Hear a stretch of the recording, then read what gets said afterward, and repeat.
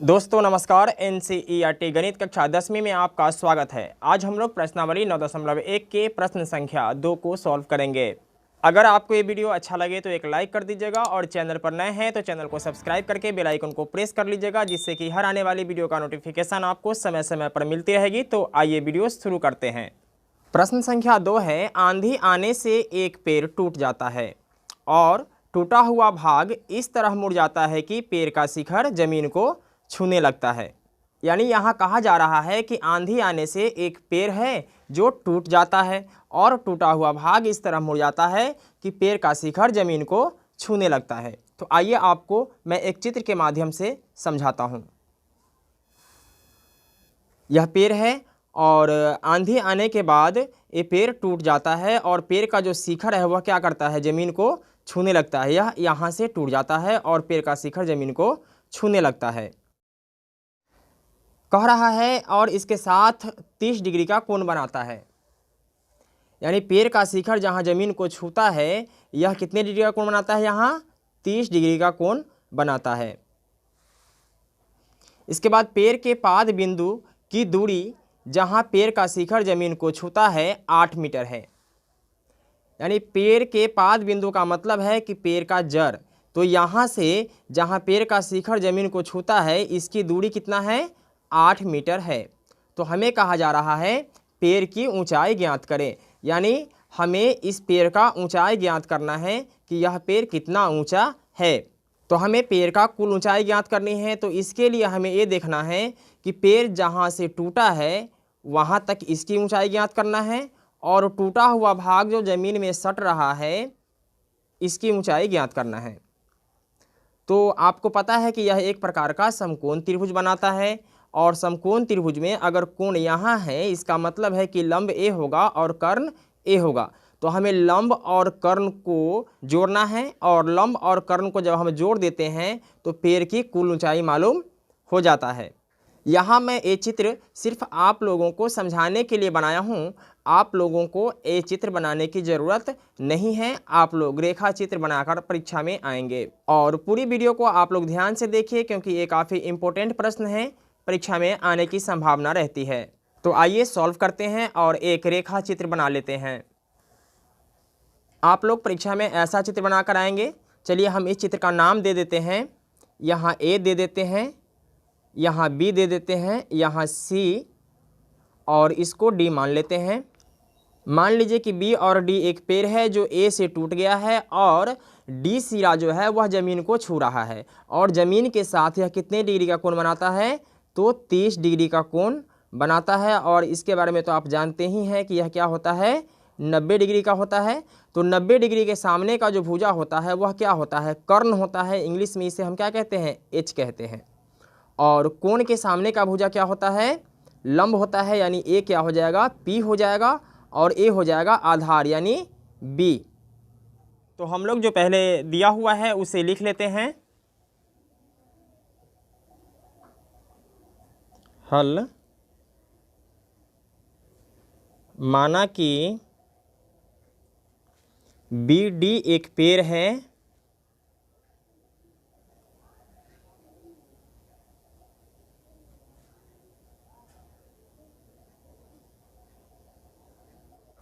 जो ए से टूटकर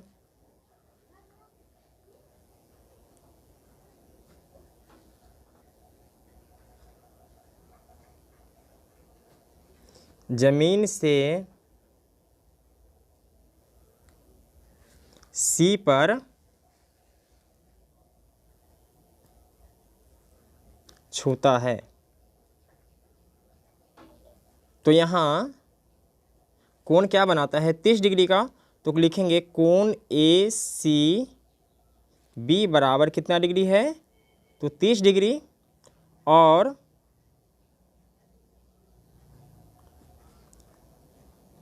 बी सी यानी बी कितना है, तो 8 मीटर है। कितना मीटर है, 8 मीटर।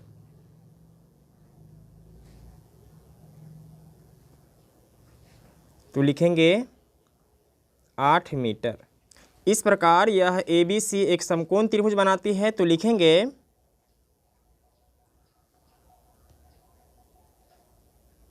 समकोण त्रिभुज ABC में। तो अभी हमने आपको बताया कि पेड़ का कुल ऊंचाई BD है और BD ऊंचाई ज्ञात करने के लिए AB और AD को जोड़ना पड़ेगा। लेकिन AD जो सिरा है वह टूटकर ज़मीन को छू रहा है, यानी कर्ण बना रहा है। तब हमें क्या करना है कि लंब भी ज्ञात करना है और कर्ण भी ज्ञात करना है, और लंब और कर्ण को जोड़ देंगे तो पेड़ की कुल ऊंचाई मालूम हो जाएगा। तो सबसे पहले हम लंब ज्ञात कर लेते हैं। तो लंब ज्ञात करने के लिए हमें ज़रूरत है लंब का और आधार का। तब हमें ये देखना है कि sine theta, cos theta, tan theta में से किसके अनुपात में P और B आता है। तो यहाँ आप देख रहे हैं P और B जो है वह टेन थीटा में आता है, या कॉट थीटा में भी P और B आता है, B बटा P। तो कॉट थीटा हो जाएगा और P बटा B तो टेन थीटा हो जाएगा। तो आप टेन थीटा का भी फार्मूला लगा सकते हैं या कॉट थीटा का भी फार्मूला लगा सकता है। दोनों में से किसी एक का फार्मूला लगाकर आप आगे बढ़ सकते हैं। तो आइए हम टेन थीटा का ही फार्मूला लगा देते हैं। तो लिखेंगे टेन थीटा बराबर क्या होता है, P बटा B। तो टेन और थीटा की जगह पे यहाँ 30 डिग्री दिया हुआ है, तो लिखेंगे 30 डिग्री बराबर P के जगह पे क्या लिख सकते हैं, हम AB लिख सकते हैं। तो लिखेंगे AB और B के जगह पे हम लिख सकते हैं BC। तो टेन 30 डिग्री का फॉर्मूला होता है, यहाँ आप देख सकते हैं कि टेन 30 डिग्री का फॉर्मूला होता है 1/√3।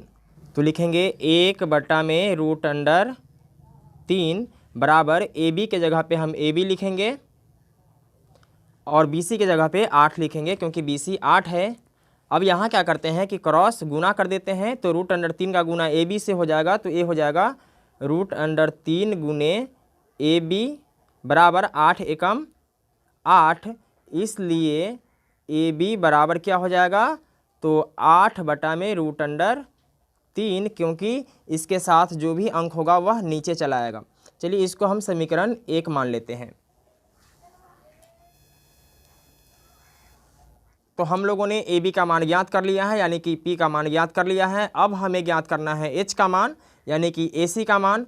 तो अब हमें ये देखना है कि H और B किसके फॉर्मूला में आता है।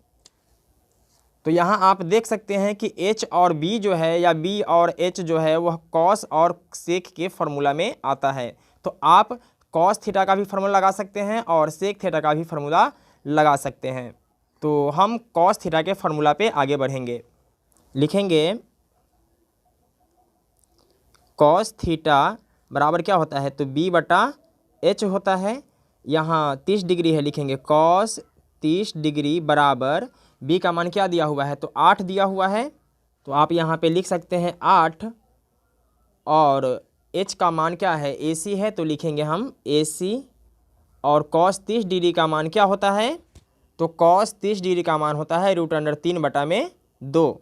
तो लिखेंगे कॉस 30 डिग्री के जगह पे √3 बटा में 2 बराबर 8 बटा AC।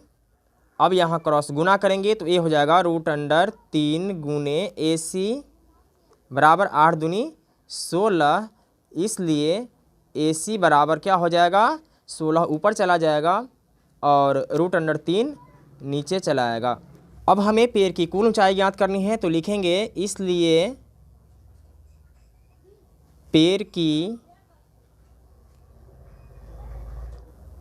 कुल